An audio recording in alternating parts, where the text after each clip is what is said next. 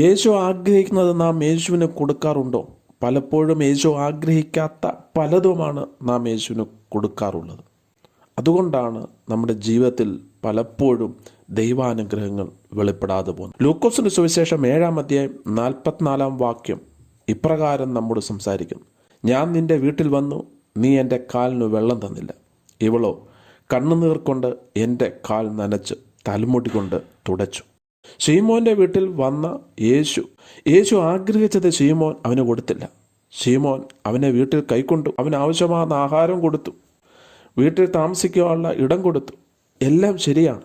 പക്ഷേ യേശു അവനിൽ നിന്ന് ആഗ്രഹിച്ചത്, അല്ലെ നമ്മിൽ നിന്ന് ആഗ്രഹിക്കുന്നത്, ഒരു മാനസാന്തരമാണ്. നാം മാനസാന്തരപ്പെട്ടാൽ സ്വർഗത്തിൽ വലിയധികം സന്തോഷമുണ്ടാവും.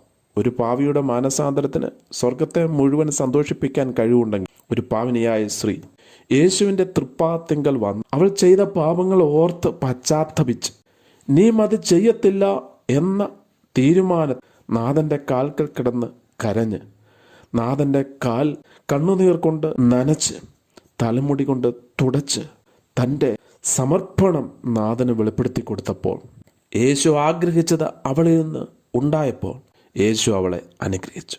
പിന്നീട് ഈ സ്ത്രീയെക്കുറിച്ച് തിരുവചനം നമ്മെ ഓർപ്പിക്കുന്നു. യേശു ക്രിസ്തുവിൻ്റെ ശവസംസ്കാര ശുശ്രൂഷയ്ക്ക് മുമ്പായി യേശുവിനെ തൈലം പൂശാൻ തക്കവണ്ണം ഇവളെ യേശു ഉയർത്തിക്കൊണ്ടുവന്നു. എന്നാൽ തന്നെ വീട്ടിൽ ക്ഷണിച്ച ശീമോൻ താൻ ആഗ്രഹിച്ചത് കർത്താവിന് കൊടുക്കാത്തത് കാരണത്താൽ പിൽക്കാലത്ത് അദ്ദേഹം ഒരു കുഷ്ഠരോഗിയായി മാറി.